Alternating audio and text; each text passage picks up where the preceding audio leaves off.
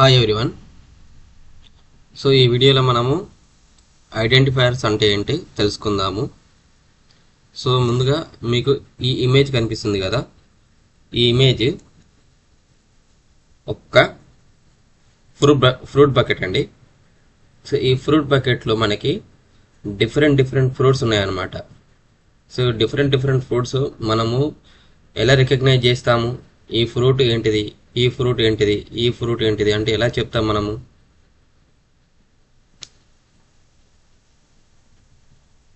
అంతేకాకుండా ఇప్పుడు ఈ ఇమేజ్లో మనకి G20 కంట్రీకి సంబంధించిన లీడర్స్ ఉన్నారు. సో ఈ లీడర్ ఎవరు, ఈ లీడర్ ఎవరు, ఈ లీడర్ ఎవరు అని మనం ఎలా రికగ్నైజ్ చేస్తాము? సో ఆ ఫ్రూట్స్ని కానీ ఇందులో కనిపిస్తున్న లీడర్స్ని కానీ మనము రికగ్నైజ్ చేయడానికి వారి యొక్క పేరు ద్వారా మనం వాళ్ళని రికగ్నైజ్ చేస్తాము, వాటిని ఐడెంటిఫై చేస్తాము. సో ఇక్కడ G20కి సంబంధించిన ఈ లీడర్స్ అండి. సో ప్రతి ఒక్క లీడరు వాళ్ళ కంట్రీ ఏంటి, వాళ్ళ పొజిషన్ ఏంటి, వాళ్ళ నేమ్ ఏంటి. సో ఈ విధంగా మనము ఒకసారి వాళ్ళ నేమ్స్ ఐడెంటిఫై చూసుకున్న తర్వాత గుర్తుపెట్టుకొని నెక్స్ట్ టైము వితౌట్ నేమ్స్ని కూడా మనం వాళ్ళను చూసి వీళ్ళు పలానా కంట్రీకి సంబంధించిన ప్రైమ్ మినిస్టర్, వాళ్ళకి సంబంధించిన ప్రెసిడెంట్ అని మనం చెప్పగలము.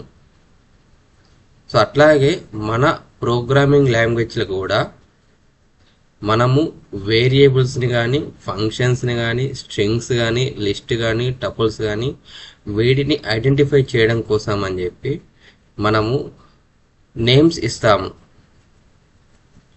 ఈ నేమ్స్ని ఐడెంటిఫైయర్స్ అంటారనమాట.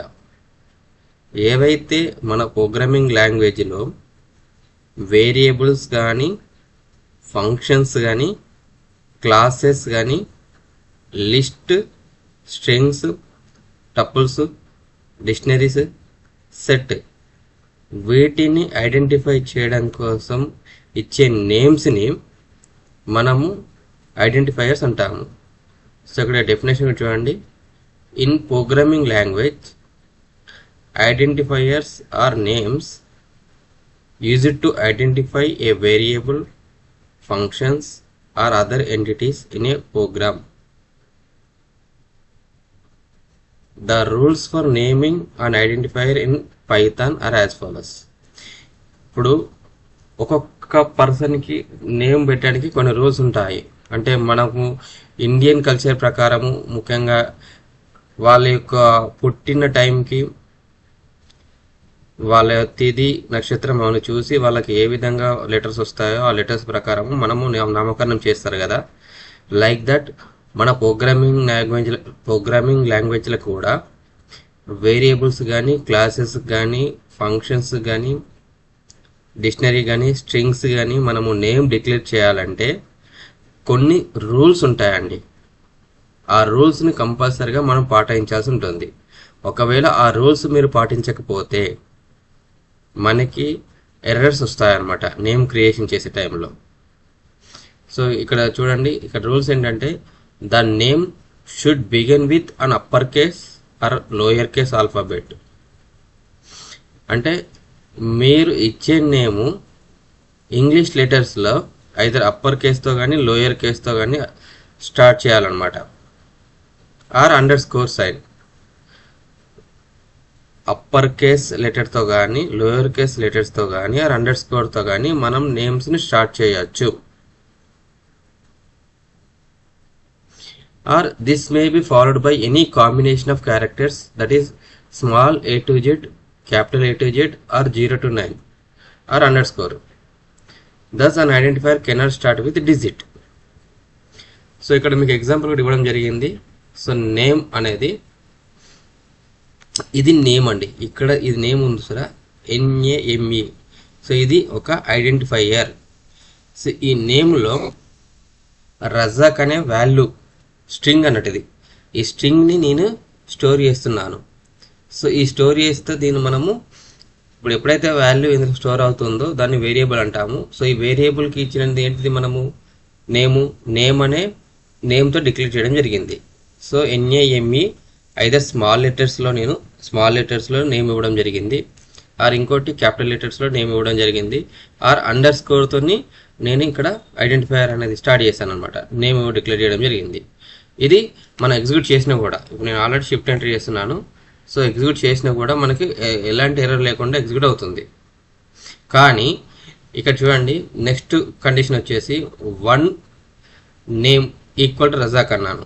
So 1 name equal to Razak అనడంతోనే మనం ఎగ్జిక్యూట్ చేస్తాము. సో ఇక్కడ ఆల్రెడీ మీకు నెంబర్ అని మారుతుంది, 115 ఉంది. సో ఇప్పుడు నేను ఎగ్జిక్యూట్ చేసిన తర్వాత 116 అయింది, బట్ ఇక్కడ ఎర్రర్ వచ్చిందండి. ఎర్రర్ ఎందుకు వచ్చింది? ఇక్కడ సింటాక్స్ మీకు ఆల్రెడీ ఎర్రర్ టైప్లో కూడా చూడండి, syntax error, invalid decimal literal. Invalid decimal literal ఏంటంటే మనకు నేమ్ డిక్లేర్ చేసే టైంలో డిజిట్తో నేమ్ స్టార్ట్ కాకూడదు, అది మీరు కంపల్సరీ గుర్తుపెట్టుకోవాలి. సో ఐడెంటిఫైయర్స్ అంటే ఏంటిది? వేరియబుల్స్ కానీ ఫంక్షన్స్ని కానీ అదర్ ఎంటిటీస్కి సంబంధించింది మనము ఐడెంటిఫై చేయడం కోసం ఇచ్చే నేమ్ని ఐడెంటిఫైయర్స్ అంటాము. It can be any length, however it is prepared to keep it short and meaningful.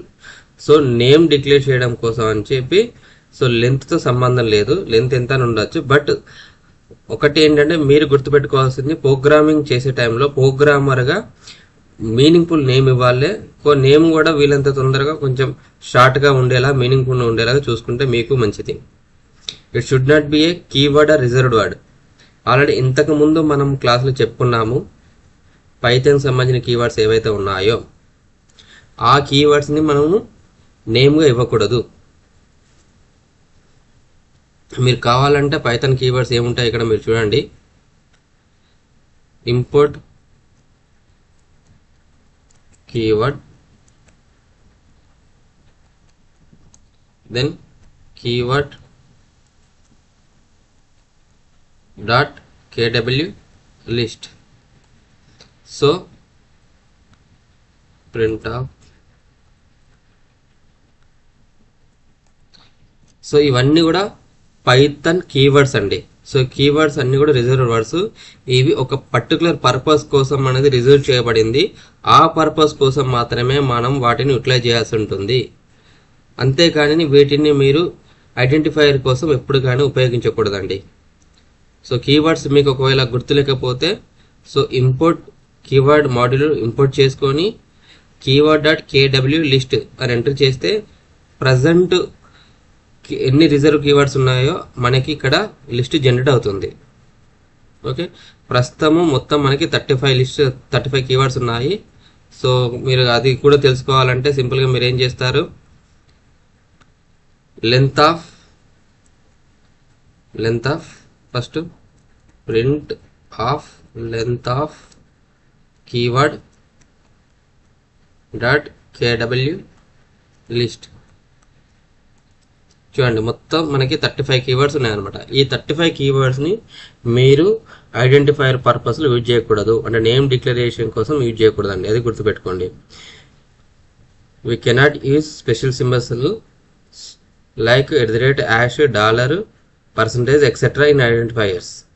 So identifiers మనము డిక్లేర్ చేసేటప్పుడు ఈ సింబల్స్ని మీరు యూజ్ చేయకూడదు. అది స్టార్టింగ్లో కానీ, ఎండింగ్లో కానీ, మిడిల్ ఆఫ్ ది లెటర్లో కానీ ఎక్కడ కూడా ఈ స్పెషల్ క్యారెక్టర్స్ని మీరు ఎక్కడ కూడా యూజ్ చేయకూడదండి. సో ఒకవేళ యూజ్ చేస్తే మీకు ఎర్రర్ వస్తుంది. ఇక్కడ చూడండి, ఆల్రెడీ ఈమెయిల్ @gmail అన్నాను, ఎంటర్ చేస్తే మనకి ఇక్కడ సింటాక్స్ ఎర్రర్ అని వస్తుంది, ఇన్వాలిడ్ సింటాక్స్. ఎందుకు ఇన్వాలిడ్ సింటాక్స్ వస్తుంది? మనం ఇక్కడ @ సింబల్ అనేది యూజ్ చేయడం జరిగింది. ఒకవేళ నేను మిడిల్ ఆఫ్ ది యూజ్ చేస్తాను, ఈమెయిల్ @gmail. సో ఇక్కడ కూడా మనం @ అనేది ఎక్కడ యూజ్ చేస్తాం, మిడిల్లో యూజ్ చేసినప్పటికి కూడా cannot assign to expression here, maybe you meet = instead of equal. So అక్కడ ఏమనుకుంటుంది కండిషన్ అది, సో = అని కావచ్చు, మీరు ఈక్వల్ అని ఇచ్చారు, సో కరెక్షన్ చేయడం చూపిస్తుంది. బట్ అక్కడ ఏంటి, మనం నేమ్ డిక్లేర్ చేసే టైంలో @ సింబల్ యూజ్ చేసాం కాబట్టి మనకి ఎర్రర్ వస్తుంది.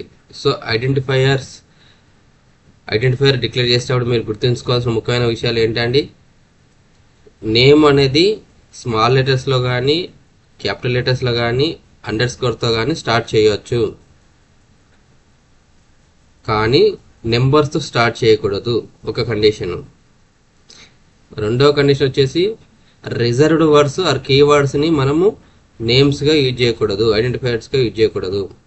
తర్వాత స్పెషల్ క్యారెక్టర్స్ని మనము ఐడెంటిఫైయర్స్ కోసం యూజ్ చేయకూడదు. ఓకే, సో ఇక్కడ ఆల్రెడీ నేను కొన్ని ఎగ్జాంపుల్స్ ఇవ్వడం జరిగింది. సో నేమ్స్ డిక్లరేషన్ ఇప్పుడు మనకు ఆల్రెడీ రీసెంట్గా డిక్లేర్ అయిన ఎగ్జామ్స్ తీసుకుంటే 10th క్లాస్ వాళ్ళకి సంబంధించింది తెలుగు. సో వాళ్ళకి వచ్చిన marks to know the percentage of marks of students అంటే ఒక చిన్న కోడ్ రాశాను ఇక్కడ. సో తెలుగులో 60 మార్కులను అసైన్ చేశాను, హిందీకి సంబంధించి 35 మార్క్స్ అసైన్ చేశాను, ఇంగ్లీష్ 66 మార్క్స్ అసైన్ చేశాను, మ్యాథ్స్కి 85 మార్క్స్ అసైన్ చేశాను, సైన్స్ 88 మార్క్స్ అసైన్ చేశాను, సోషల్ 92 మార్క్స్ అసైన్ చేశాను. 92 మార్క్స్ అసైన్ చేయడం జరిగింది. టోటల్ మార్క్స్ వచ్చేసి సో సమ్ చేస్తున్నాను, total Telugu plus Hindi plus English plus maths plus science plus social. So ఈ టోటల్ మార్క్స్ అన్ని కూడా సమ్ చేసేసి టోటల్ మార్క్స్లలో మనకు స్టోర్ అవుతాయి. సో ఇక్కడ అసైన్ చేయడం కోసం అని చెప్పి ఇక్కడ ఈక్వల్ సింబల్ యూజ్ చేస్తాము. సో పర్సంటేజ్ వచ్చేసి ఏం చేస్తాము, total marks divide by 600 into 100. అంటే ఇక్కడ 10th క్లాస్లో మనకి 6 సబ్జెక్ట్స్ తీసుకున్నాం కాబట్టి ఈచ్ సబ్జెక్ట్ 100 అనుకొని సో 600 into 100 అన్నాము. సో మనకి ప్రింట్ పర్సంటేజ్ అనగానే పర్సంటేజ్ అనేది ఈ విధంగా డిక్లేర్ అవుతుంది. సో ఇక్కడ మనము ఈచ్ సబ్జెక్ట్కి ఒక నేమ్ ఉంటుంది, ఆ నేమ్ని ఈ విధంగా డిక్లేర్ చేయడం జరిగింది అనమాట.